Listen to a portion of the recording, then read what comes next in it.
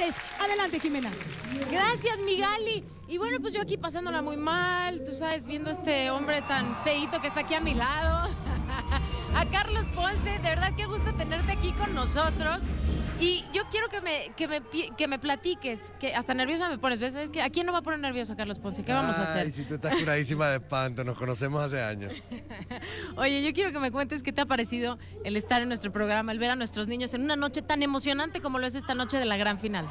Bueno, yo confieso que lo he seguido, el programa, y soy súper fan. Estoy muy contento porque esto obviamente pues es la gran final y estoy totalmente emocionado. Muchas ganas de seguir haciendo cosas bonitas, pero nada, aquí con ustedes disfrutando mucho. Si alguno de tus hijos quisiera en algún momento participar en un programa de talento como lo es Pequeños Gigantes, ¿lo dejarías? Mira, si me lo piden, sí, y que ya veo por ahí que sí hay un poquito de interés. Me encantaría que se dedicaran a jugar golf, pero si se quieren dedicar a esto, pues yo los voy a apoyar. Pues, lo más importante que un hijo puede tener es el apoyo de su padre, ¿no? ¿Tú te ves reflejado en estos niños cuando tú eras chiquito y querías ser artista? Yo sí, yo no tuve la posibilidad de tan chiquito. Yo hacía comerciales de televisión y ese tipo de cosas, pero hasta después que hice una carrera de teatro musical fue que tuve la oportunidad de hacerlo pues, públicamente, ¿no?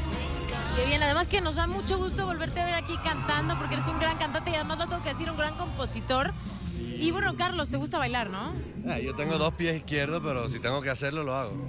No es para que me invites, aunque si me quieres invitar también voy, pero es para que me ayudes a promocionar nuestro próximo espectáculo los domingos estelares de Univisión. Mira quién baila, no se lo pueden perder. Comienza este próximo domingo a las 8:07 Centro. De verdad que va a estar buenísimo. Y bueno, ¿qué te parece si mientras yo me quedo bailando contigo? Bueno, a mí que no me inviten al show porque pierdo, pero bueno, yo hago el intento por ti.